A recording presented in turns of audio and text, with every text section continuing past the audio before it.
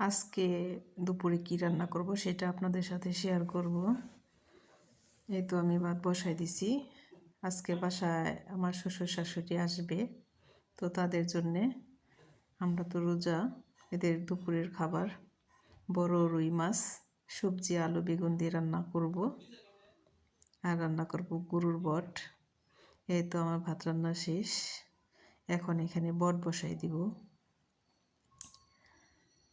বট বসাই দিব রাইস কুকারে। এ তো আমার বটটা প্রায় শেষের দিকে, ভাপ দিয়ে নিচ্ছি। নাড়াচাড়া দিয়ে ঢেকে দিব।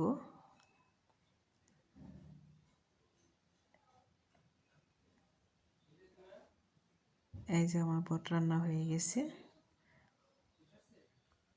বট রান্না হয়ে গেছে। রাইস কুকারে তরকারি বসাই দিয়েছি, তরকারি রান্না শেষ। এখন খেতে দিব।